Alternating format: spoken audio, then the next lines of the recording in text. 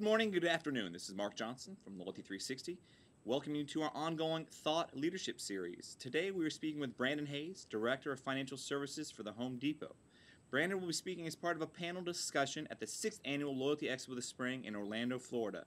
We invite you to hear more from him during this session, the impending convergence of loyalty and payments. Nice to meet you, Brandon. How are you? Good morning, Mark. Why do you believe the Loyalty Expo is an important event?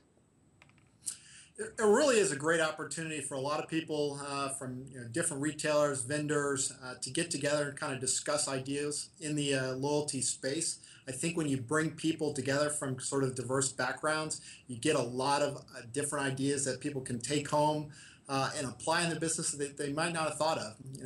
I've seen in my own business some of the best ideas come from others that are operating outside of what you would normally think is sort of your business, because they just look at problems differently. And so from that perspective, the opportunity to sort of get together with different people, share their thoughts and approaches to things, I think is an important thing.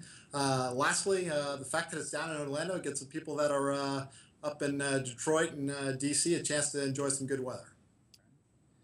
What is your customer philosophy, and how does this perspective help influence the customer experience and loyalty at Home Depot?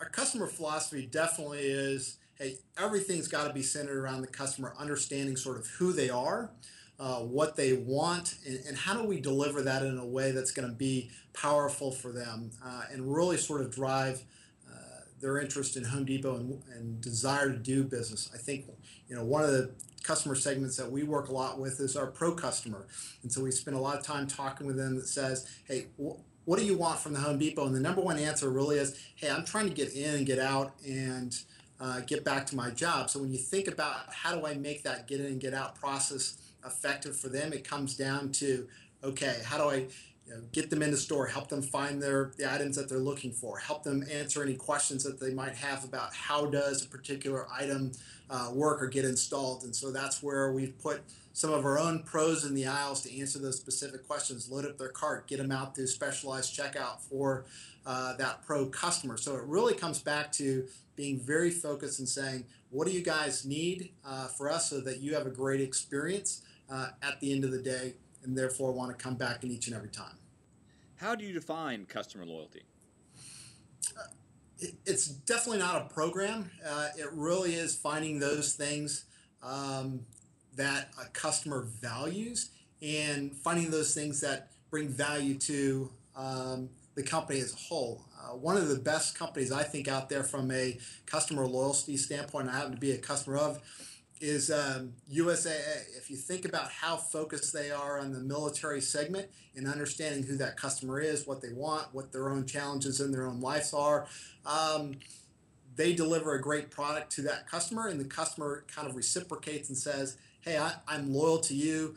I help keep your loss ratio down. All those things bring kind of that loyalty on both sides of the equation. So it's much more about understanding the customer and interacting with them and being there for them than it is saying, here's some program that gives you a discount if you buy more with me.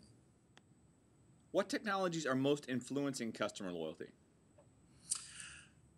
Wow. I'm not sure that you could say that there's actually one, and what you see is a lot of convergence of multiple technologies that are all coming together at one time that is really making customer loyalty unique. I think about things like, clearly you got mobile and the apps that are out there, but you've got online, you've got flexible distribution systems, you got wired associates, you got smart POS systems.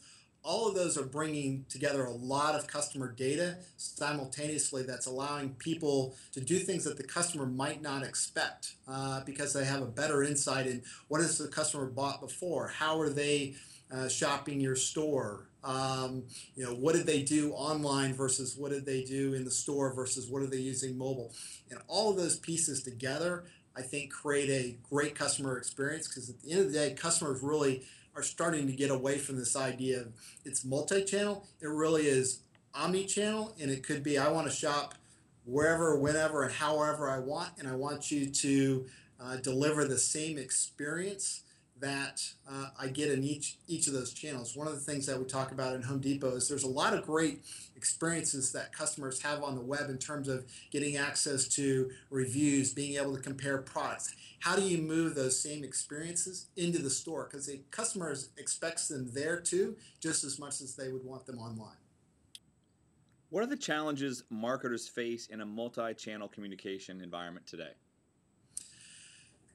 I think the biggest one is you start to bring in quite a bit of complexity as the number of channels that customers are interacting with you, the number of communication points that are out there.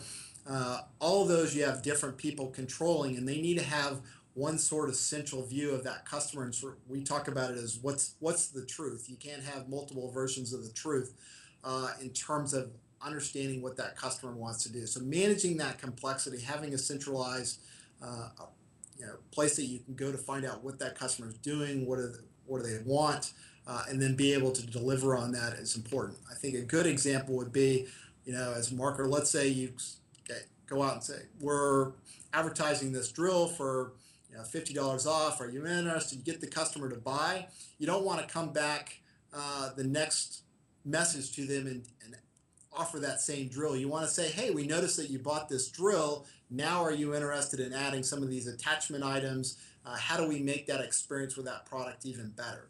But some of those communications may need to come from a different channel that may not have seen that original transaction. How do we get the store to go, hey, we noticed that you just bought this drill online.